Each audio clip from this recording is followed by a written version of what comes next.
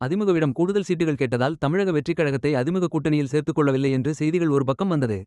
இதனால் தமிழக வெற்றிக் கழகம் அதிமுக இடையே நடந்த ரகசிய கூட்டணி பேச்சுவார்த்தைகள் தோல்வியில் முடிந்ததாக கூறப்படுகிறது. இப்படிப்பட்ட நிலையில்தான் அதிமுக கூட்டணிக்கு எப்படியாவது போங்க என்று விஜய்க்கு ஒரு தரப்பு பிரஷர் தருகிறதாம். விஜய் கட்சியில் இப்போது இருக்கும் முக்கிய நிர்வாகி ஒருவர் திமுகவை வீழ்த்த வேண்டும் என்று தீவிரமாக காய்களை நகர்த்தி வருகிறார். அவர்தான் அதிமுகவுடன் கூட்டணி வையுங்கள் என்று பிரஷர் போட்டு வருகிறாராம். நமக்கு வாக்கு வங்கி உள்ளது.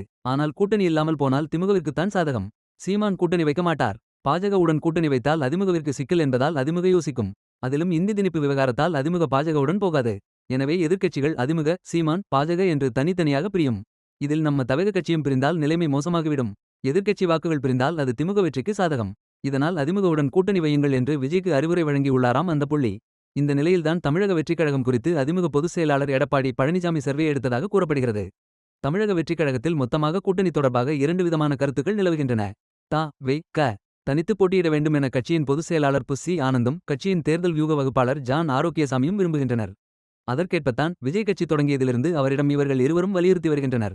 அதாவது விஜய் தனித்து போட்டியிட வேண்டும் என திமுகவின் திட்டம்.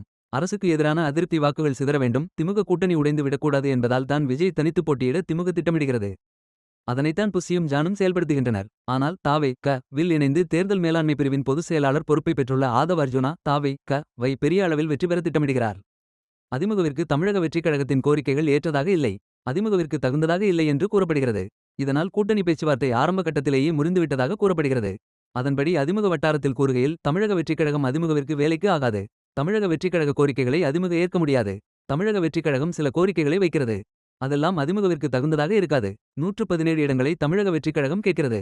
பாதிக்கு பாதி இடங்கள் கேட்கிறார்கள். 2.5 வருடங்கள் நாங்கள் ஆட்சி, அதன்பின் 2.5 வருடங்கள் நீங்கள் ஆட்சி என்று அதிமுகவிடம் தமிழக வெற்றிக் கழகம் பேசியுள்ளது என்று கூறியுள்ளதாக தெரிவிக்கின்றனர். இந்த நிலையில்தான் தமிழக வெற்றிக் கழகம் குறித்து அதிமுக பொதுச் செயலாளர் எடப்பாடி பழனிசாமி சர்வே எடுத்ததாக கூறப்படுகிறது. விஜய் தரப்பு எடப்பாடி தரப்பிடம் பேசுகையில், எங்களுக்கு பெரிய பலம் உள்ளது. முக்கியமாக 15% மேல் வாக்கு வங்கி உள்ளதாக எங்கள் சர்வே சொல்கிறது. அதனால் 117 இடங்கள் எங்களுக்கு தேவை என்று விஜய் தரப்பி பேசியிருக்கிறதாம். இதையடுத்தே தமிழக வெற்றிக் கழகத்திற்கு உண்மையில் இவ்வளவு இடங்கள் தர வாக்கு வாங்கியிருக்கிறதா என்று தனியார் அமைப்பு ஒன்றை வைத்து எடப்பாடி சர்வே செய்துள்ளாராம். அதில் விஜய்க்கு ரசிகர்கள் பலர் உள்ளனர். முக்கியமாக வடக்கு மண்டலத்தில் பல ரசிகர்கள் உள்ளனர். ஆனால் விஜய்க்கு வாக்காளர்கள் இல்லை. அதாவது ரசிகர்களாக இருப்பவர்கள் வாக்காளர்களாக மாற விரும்பவில்லை. விஜயின் வாக்கு சதவிகிதம் 10 விழுக்காடுக்கும் கீழ்தான் இருக்கும் என்று கூறப்படுகிறது. இதனால் கூட்டணி பேச்சுவார்த்தை ஆரம்ப கட்டத்திலேயே முறிந்துவிட்டதாக கூறப்படுகிறது. சமீபத்தில் விஜயை சந்தித்த பிரசாந்த் கிஷோர், திமுகவை வீழ்த்துவதுதான் உங்கள் லட்சியமெனில் அதிமுகவுடன் கூட்டணி வையுங்கள். தனித்து போட்டியிட்டால் கணிசமான வாக்குகளை உங்கள் கட்சி வாங்கலாமே தவிர வெற்றிக்கான உத்தரவாதம் கிடையாது. வெற்றியில்லாத எவ்வளவு வாக்குகள் வாங்கினாலும் அதில் பலனில்லை.